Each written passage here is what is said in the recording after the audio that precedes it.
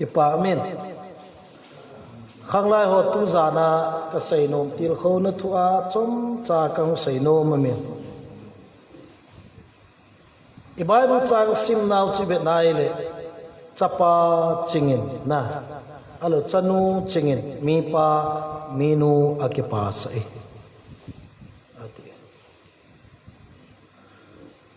ning kum le alo la kum ni kum thum sunga kalung thima ke lang jing khadei pam ti le ni khadei kum ni masanga chun kalung thima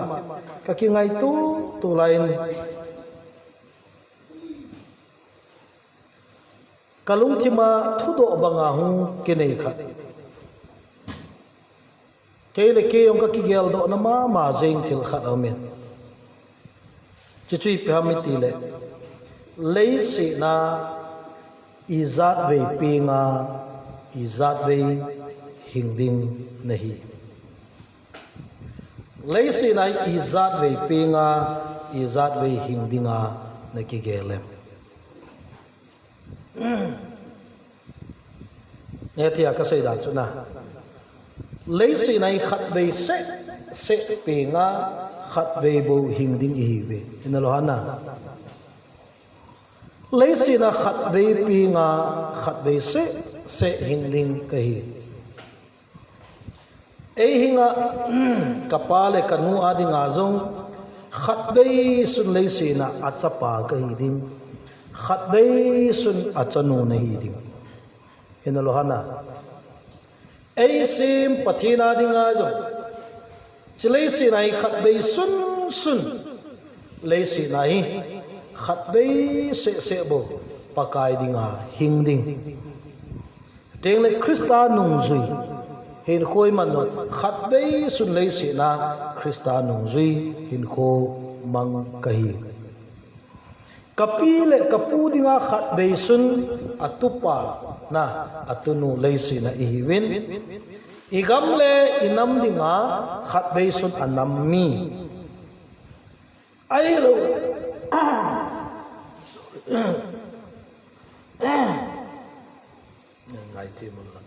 lấy gì này khát bê sun igam lấy inam đi ngài giống na khát bê sun anam mi kỳ đi chú lệ Christa là hồ bung ngài đi ngài khát bê sun hồ bung mi kỳ đi chú kít lệ i khối về ngài đi ngài khát bê sun a khô mi na aveng mi ki hiding ai lo vale ka in nei pi adi ngam ko ga kya kinai le kazinu adi ngam khat be sun ai nei pu ka hiding ka cha te ni le khutin thang to ling go sang di ngayong khat be sun apa ka hiding ethim ka sei dan na khat be sun le si na pi nga khat be sun le si na hing ding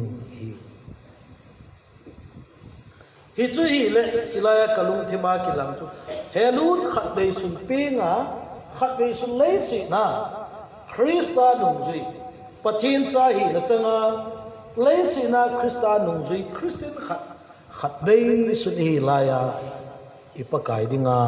ipi ibol do umam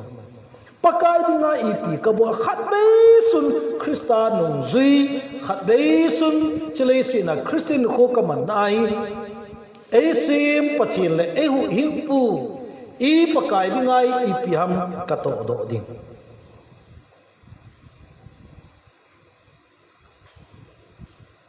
Bible ka venai le naute ho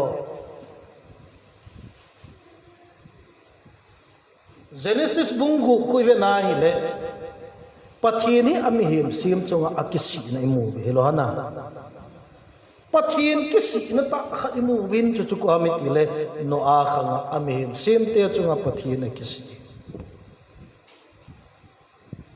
pathe anakisi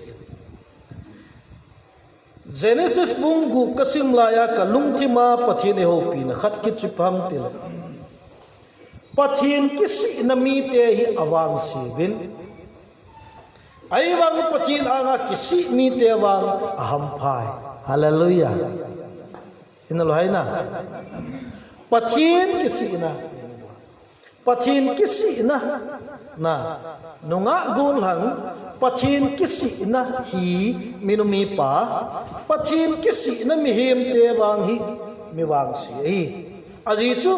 no a ka nga pathin ana kisi na mihim sem te chunga a kisi zi in tui sang le na su mangin aumun no a khang chu tui sang le na mang chain tu lai pa le chapter close ai tai no a khang a kisutop tai na pathin kisi zi chun ani na soul alen chan sa a kisi zi in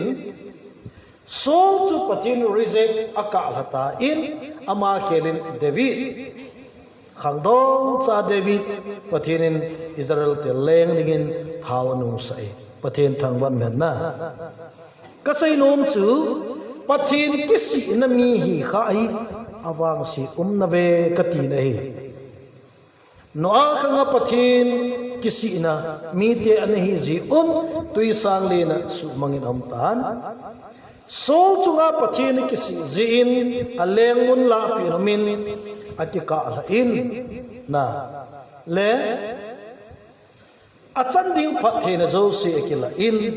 ama sanga chon phazo asopi khangdong cha na David pathin pathe bu na changi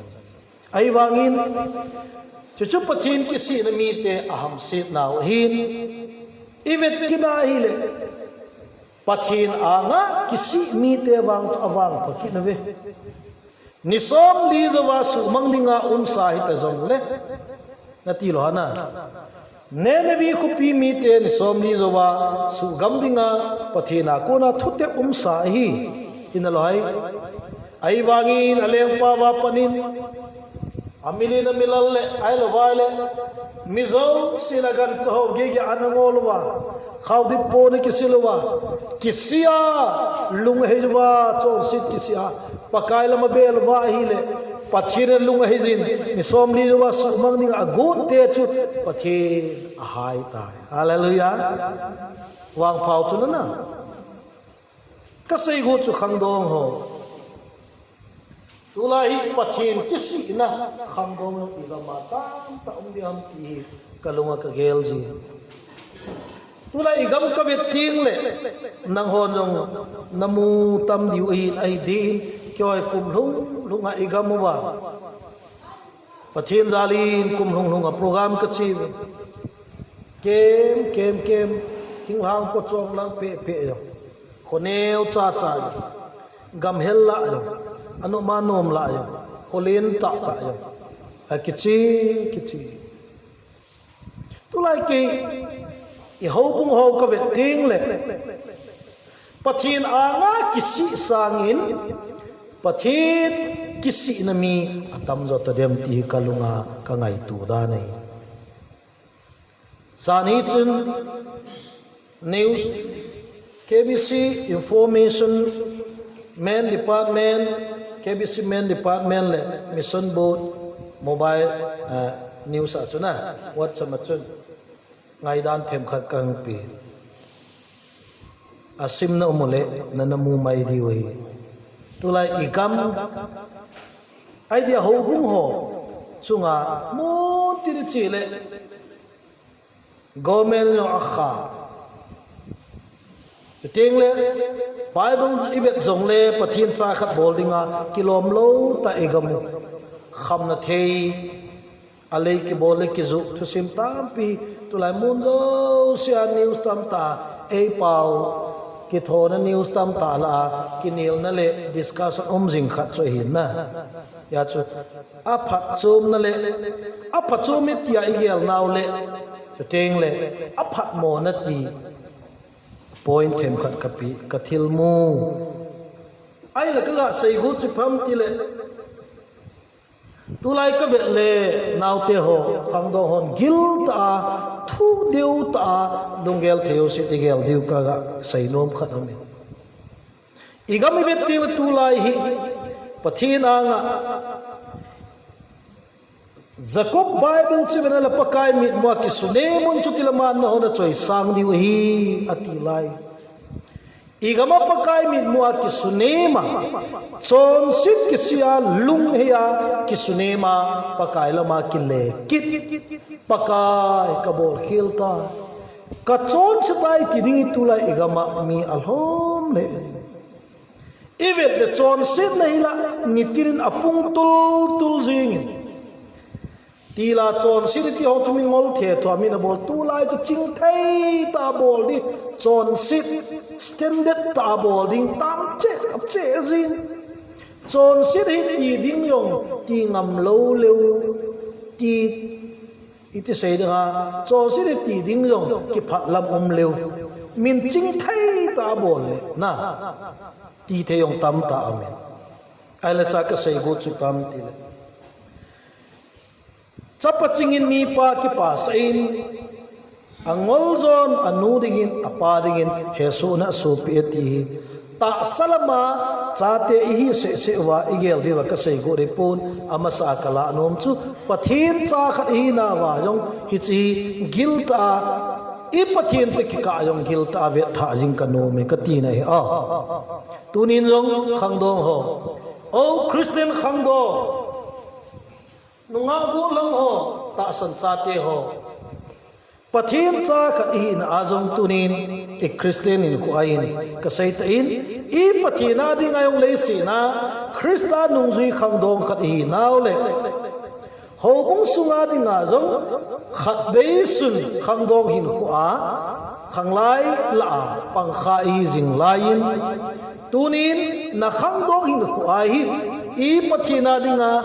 pathin min mua kisi khang dong pathin lung kim kisi na khang dong nunga golang i kha da mai ro le khang dong in khuwa pathin lung kim kisi na sanga bol khil to khil tam ta ine jing layong paka anga kisi a na paka anga kisi a pakai phat theina tha changjing khang dong im tiong ilunga inangai tu diu ka nomin pathin mit mu a kisunema paka anga tulai mit hilong yong alhom te na belti tulai mit hilon nong ka veligama mit hilon nei khang dong ho paka anga chon sit ki he do kisi alung he ya mit hilon na ai lo wale pakai ngai lu ja hagao bang thai pu na na zia igam sim phatni ngam mit hilon na tam ta amena in sum kile do ring le i ho bung te hagawa hal tha na tu lai ki ka taw na poi khat uma chu che men pu ai lo wale khang lai lam kai ho lo le naw te ho nu nga go long tu lai ki igama ka taw na poi khat no taw yong hiding ka ta sa tulai igama revival pakin ko makathu paka ke ho kagin o kagam sumuwa ka ho hung ho man revival di ta khanwe be hung hung kilati ka nom pa le ka ti revival hagawa na hagawa Krista hagaw di ta na to na revival igama hung hung kilangai cha rom bal te azi chu ho hung te tulai gotul tu jing ta pathin thang man men lang tunila khang dong hiza pathin mai cha mi bel the hi pathin thang ba ma chu cha te naw te ka ki pa e ka ti cho ta ta akai thelo mun chom chu ma tam pi zong le mi hizat ho ini kai the na lai chu iwang pha bi mun kha khana wang chu ichi le thing lang lang hi jong le phai zui la hi jong le ichi le mun kha khana chu e tu lai pha na hi suti ki la yam om ti high school kai ho summer vacation na kum ki mana suti ki la bangwa khu mun kha khana chi ai le to kho ji a ho in kai suti hakhat sung hani sung chu golon sung hina akila uma cha ta ta ei ho bung la yo om te ka ti ne ka kamu ka he a kho sei dang ka ting a hoi mo ya kho yong ka sei nom ni he a pho ya kho yong sei le pa ji nan na a phoi amin no ga sei le thanu kina na mi yong hi a hi na ga sei di le a phoi sei di amin ho ga he thar nom jin amit mo na lang sei di le min ho sei jong ke phat lam kit ya ananung za do leo ingal piang jep nom kit diu ya ke phat lam kit na ke sei si ding anaba le lem tikit le mo se ai la ka sei nom pen se pam ti le khang lai ho ve ti mo tunin igam nong hi khang lai hon kil ta na taw naw na nagel do ozong le ha ta taw jing otin ina koi lo lai yong le i taw naw poi ne tu lai i koi diu ka de igam sung hi hagama hal na ti ta igam om kit lo wai le igam hi kile zo talu i tu lai adi ta ke bol ho ke ho zong le igam sunga ho na cho ho yong lung dong ga mai ta di ta ka sei tu kuma cha ke le mi khat na pathin ha cha man tam ta khat ho bu khanai ko go na chu upakem ale ke to kaloi khat he ya chu a ke in for the evangelist pu nang to na loi hi chipa chu ka khowa pasal ke ma ding ka dei sa lung sing ta in amala anumber rong ka ne nang ka her sunu nangin sen lang anu ble ki manguti ati hingi ke yong chana ma chu ka ga forentin e to kompi sopi hichilai ho bu ho khat chun ei ko win nang ni mo mong to sei ding pasal ke ma ti ve ipi ti na gelem ka pi e evangelist pu na sei chu ki pa me an ngai cha jong chu ai wangin thil khat hin dong tari o ta ipi ong ka ti le kani abol wam tu lai ki sei ho pa chalei ti ho abol wam kate so pi chi wang chu bol lo ti wang chu pon te thing lang zo sin a bol ai tai chu chei la wang na chi no ma nang chi okay chi da hung hi ni ai poi ga chi le he a thu chu se le khalani be na pha chu pi jong le phalo da mo ka ti ki na le chi jong chu gel kharai na ya hi wangin thu tam ta ki sei ding pha tam ta ki sumang ni angai chai ke diu ala lo diu hin a tho na pha su mang ding le a tho na ga ki chol ding chu ka gel le ke wa evangelist pu la da ti ka nom ta ipiding a chu ka sei ha ka sei go chi pham ti le pathin na tong ho la cha tan tan igam ho bung ho vet ting le lung dong ga mai tai ka ti nei chu ka sei go chu na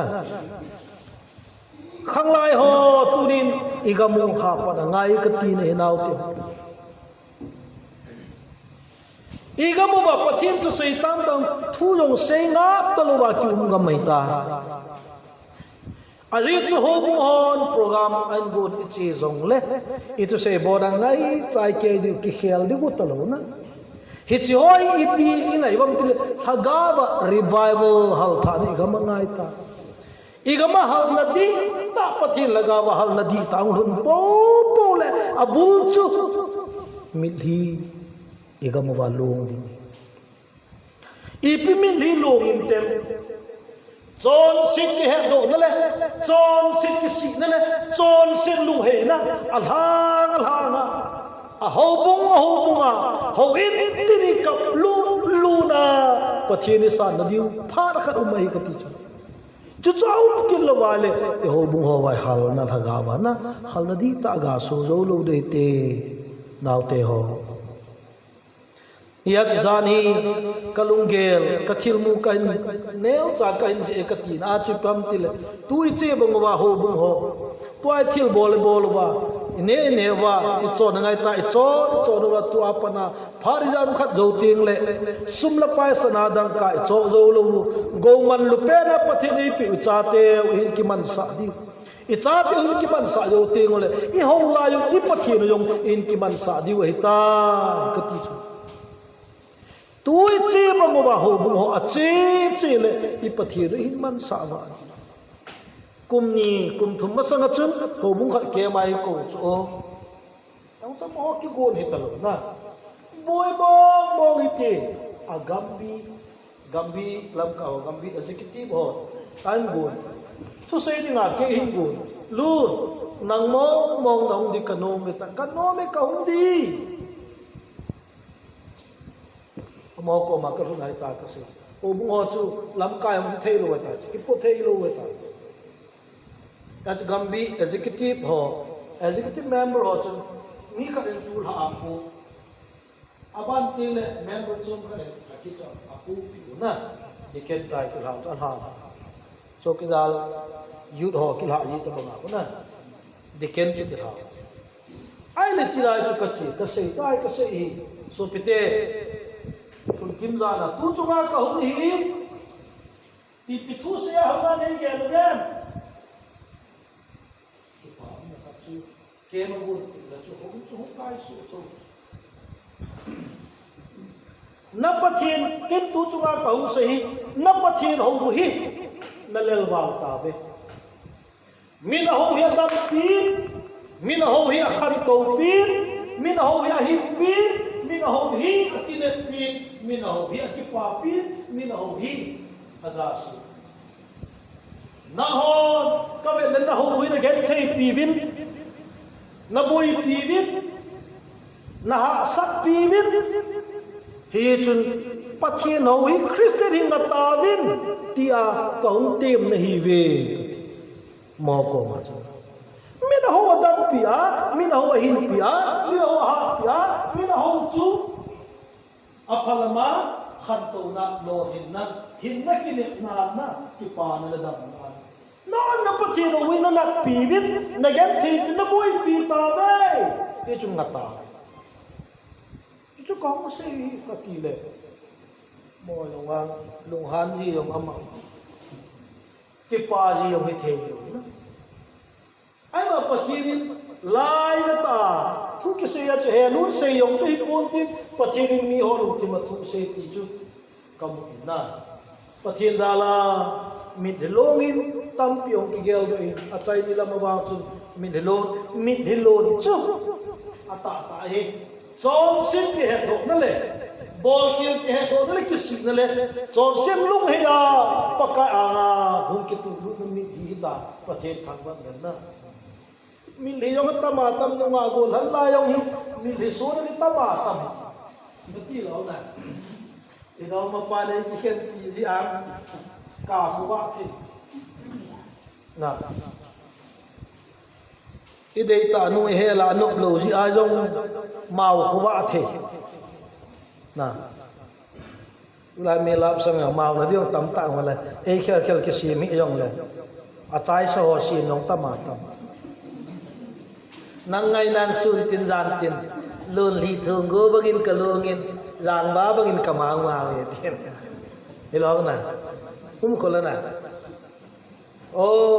chung chol ha wa da ta yang mana na pan na sim pi ham wa da na pa chalo na nang ni sim sa patira sim awadi nga patira ko ya bahe mo cho wa da ta goldi nga silung mon na ipipi umlaw gam tin gam tang kisi nang ngai na lon li thung go bangin kalo zang wa bangin kama ma zang wa ta ipin ki in kot no ma na pu te chanu khan lai ko na ni te cha pa khan lai zang wa bangin kama mihim khát đi à zang wa ta ki te di wang yang ma bi yong chal trong kilo ki te lin no na lai chu zang wa ta deu ma le na ti ve na le kat ti hilon na kin kasino khando pakai min mo ki sune ma khando pathin choi sang lo ba koi khat cha poi hallelujah pathina nga kilet saya pathina su nim lel koi ma cha po paka nga ki su nim ja pathin a choi sang lel lo khat cha lo e pathin tham ban le mit hi pamai ka ti chu pa ka ga se ho na bang ka loi chakati การจะขมิ้นตินกับนี่ลูกแกยาเทพจะด่าหากาเจ๊เจ๊เยอะมิฮิปมาอีจุละปากายนักสุนีมาปากายงายาปะทินพันละพงอ่ะมิฮิจุนฮะกาวาดิงาดำนะหินคงสอนนะกูละจางดำนะและลุงทิมอ่อนนะนาที่ร้องนะปะทินเก็บไว้ตาซาปะทินปังละวะมิฮิลุนะจุกูละจางเก็บนะลุงทิมเก็บเทกิเบนะที่ร้องนะกิเกลเซตนะกิเกลเนวนะเล่โอ้ใครทุสุจัดไว้มิดทิปมายยายนุ่งอากุลหอยไอ้เทชนะแกวางตุลากระเสียจุนุ่งอาหอยนะกับที่ละคนข้างในเกี่ยวกับกระเสียตั้งตุลานุ่งอากุลตุกระเสียกี่เลยโบนี่ไงโลกัดไงนี่นั่นฮิเซนอัปมายนี่ลุงเซนโลกัดนี่ไงโลกัดไงนะมิดกดทูเลว่าก็โทษเลว่าน่ะมิดหิกังเลว่าอันเนี่ยหมดตีโดนมัวกันตีเล่ก็สิมวยละน่ะโอ้อาจิตที่สางาคุอาจิตที่ฮาร์ปูร์โลตุมีอาจิตจุละฮิเทจุละอาทุจุกตินะอามีปะทินะอังไงจิงาขีชนะอินในปีละปะทิไอ้เกี่ยวกับโบลังอ๋อก็ใช่โบลังอ๋อที่ตุลาย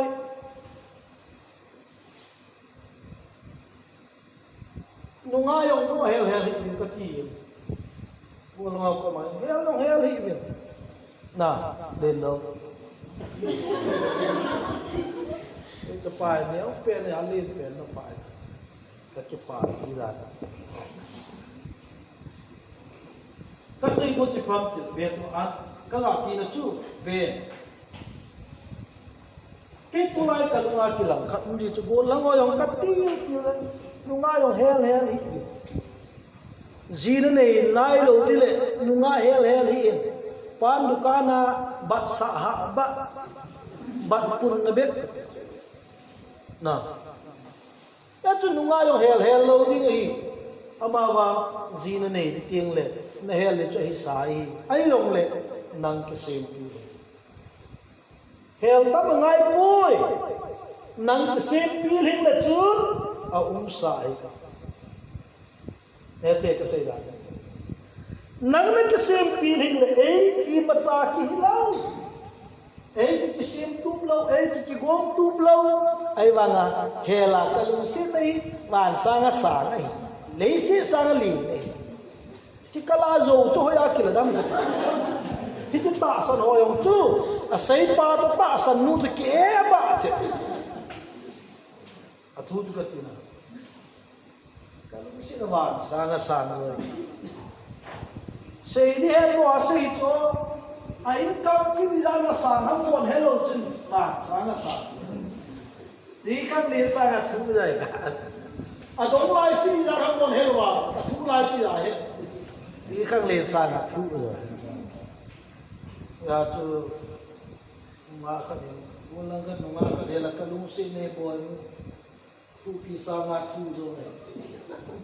nu nga nan do me wa se o ka ha ja ba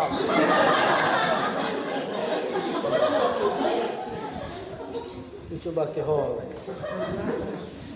khat kit chu ne le boy nu ka lu se nahi It's nagilam na hedam tila. Sa ilaw chiti ka hedam tila. Kalung si nagildan. Agil sana ang gildo. Agil sana ang gildo. Iti taasan mo ang tulungan. Kasi yung si pamitile. Bola mo. Nang kasi pilingin. Number 1, Krista. Number 2, taasa zinga yung. Betsarin lekha simi pathinna ni lekha simi ai sin mu le chun katapa lindu ka to ai sin ki do le ai tu zidin chu hel ta mangai e a sa yin ku ti lo na kalung sin na wa sa sang rồi cái ti ông ngài thế si sang liên rồi in lo đam ti ông ngài lo à thu chu cái ti ama cái xem pi hình lệ pi hình khom pi hình na chơi mình cũng na ya chu ama cái xem pi hình lo wa cái xem pi hình lo wa nang ngày na sun tin gian tin kamang ma min ti chu cái xây nô pen chu mít hi cái tiếng hi về pakai này na mít hi pakai ang chong sit ke do na mít hi kisi na mít hi le pakai này na mít hi pakai na ngai thagao mang thai po na mít hi na ser hi na nga thagao dong ta sa dong hin khwa abom cha phat thei chan na le dam nei pathen thang van men na amawa pathin pang luba mit hi bang kalai chu kap hen hu nin tin pia ka bang tin ju kham ji aka lo chang kham ji aka kan na kham ji aka na adong ma pan pi khen pi ya wang si ki sa aka ki tu ti lo ki gel ne ke wang tu lai khang lai te ko ma ka sei no tu ti lo mi ki gel ne mo lấy xịt cho quay mà sao hey ngay đi đi hi rộng lên à chấp ba chẳng khát riêng rộng năng là kia đi là khen lúc mà biết độ riêng mà à thiết sân này hình là lô in là mà năng là kia đi là thiên về là chỉ chân kia thua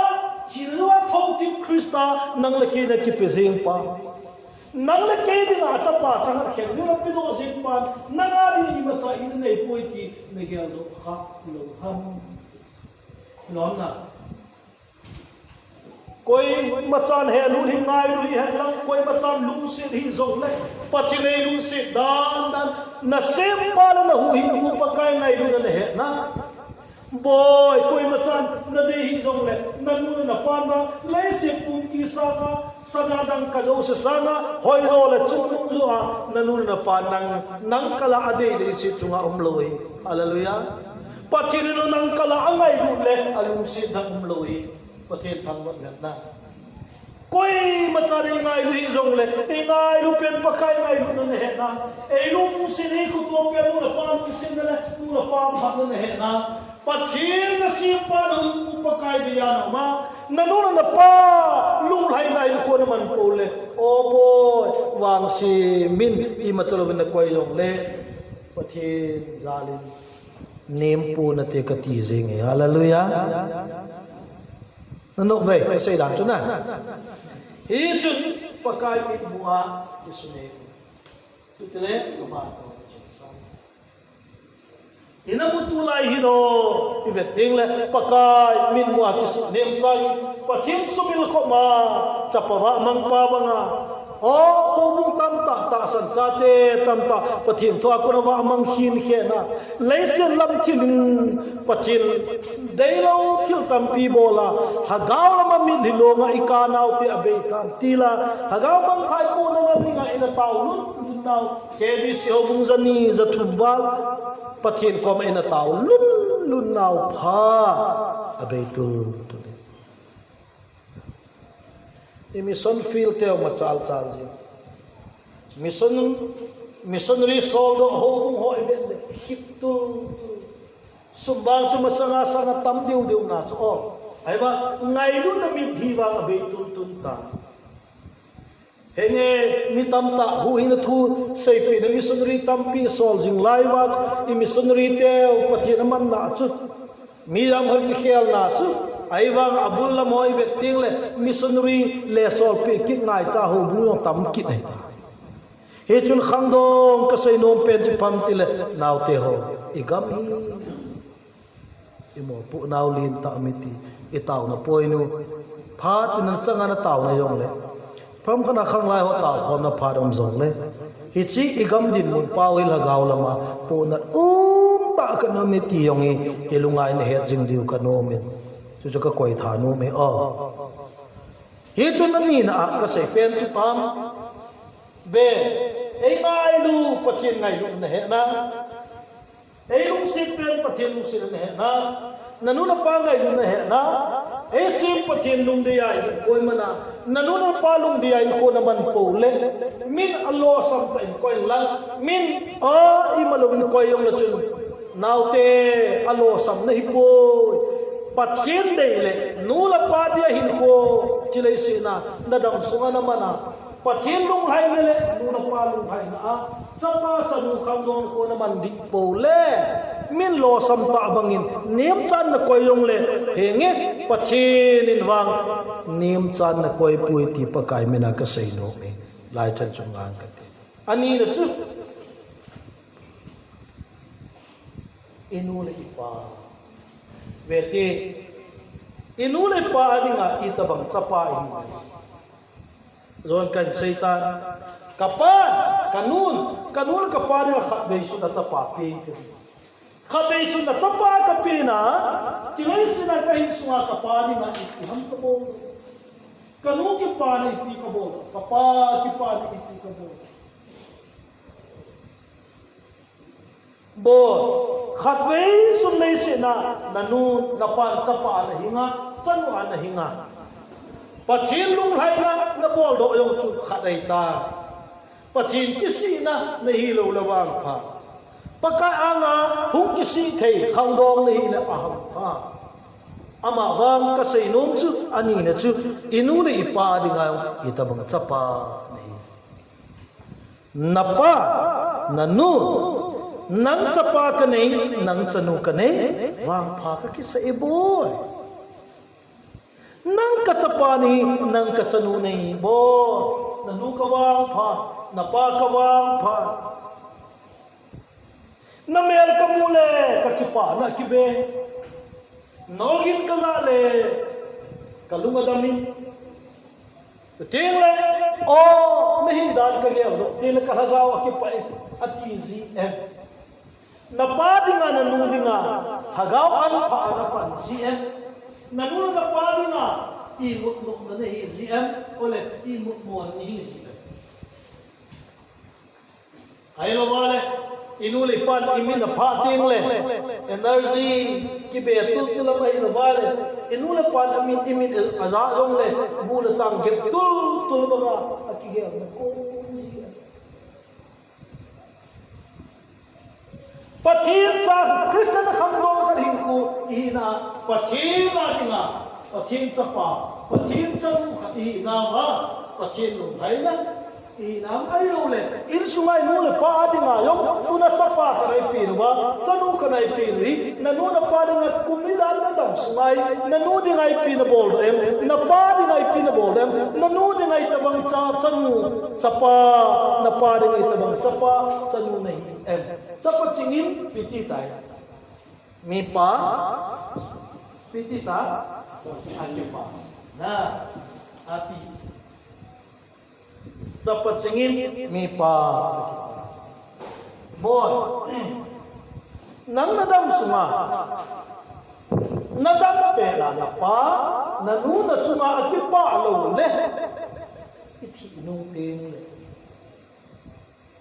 inu le pa ko nai ki pa sa ani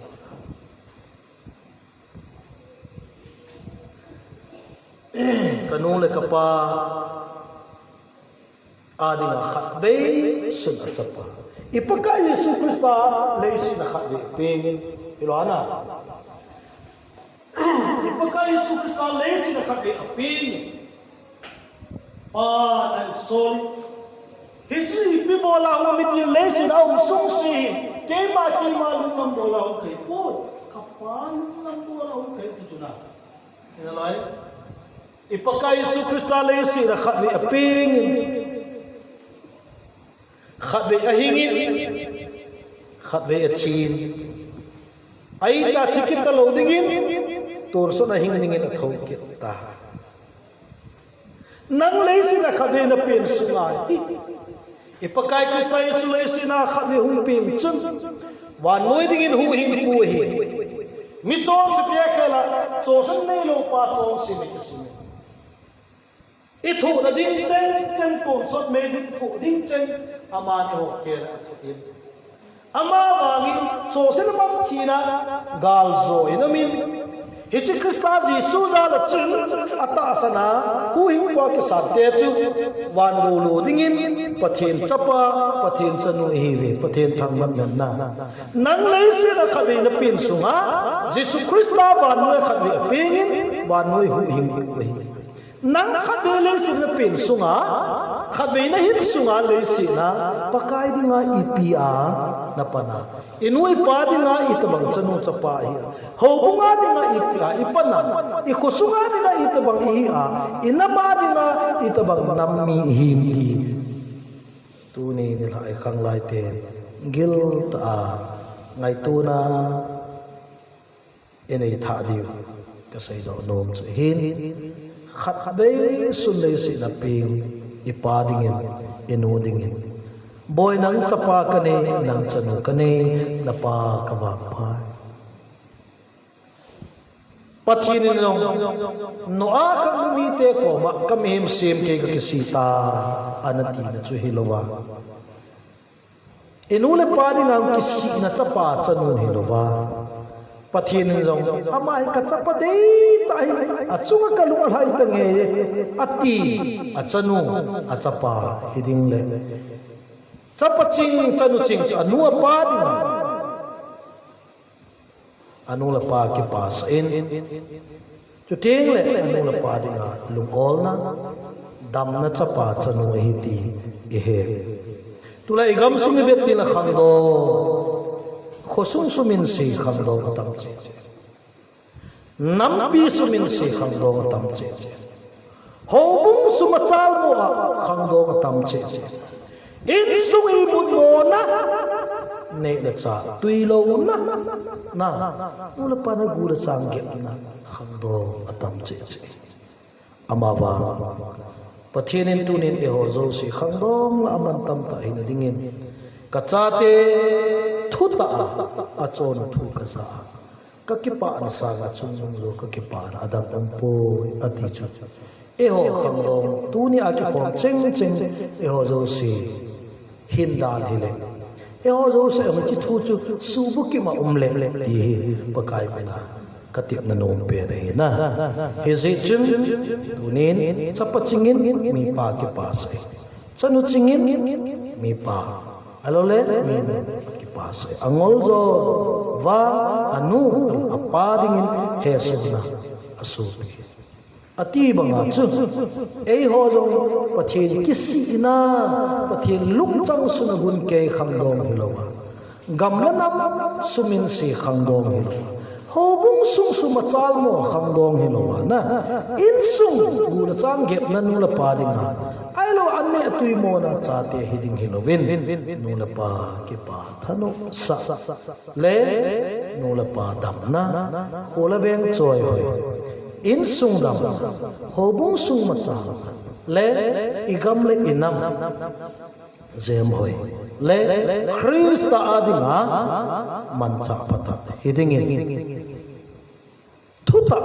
na kacha te thuta chor ati banga chu pathin thu pathin lungdei le enula pa lungdei ipe hamti khangdo ko sumil lo bi a khat bei sudinu le pa dinga chapa chanu hi naw khat bei sun pakai dinga tu na hu hing cha khat hi naw khat bei sudina ma dinga khangdo hi koi man naw khat bei sudi koi be nga dinga ko sung khangdo ho bung khangdo hi naw hi man luta a pha su pi dingin tunin pakai anga kisunem jing puma pathi lam kat jing puma pakai tu det jinga pakaya kisong jinga khangdon ko mangdingin ti som cha katiwa kan sei sau be na ngai na mun lam ikitil kho naw lang pathi na thu bon cha ba din phathei bu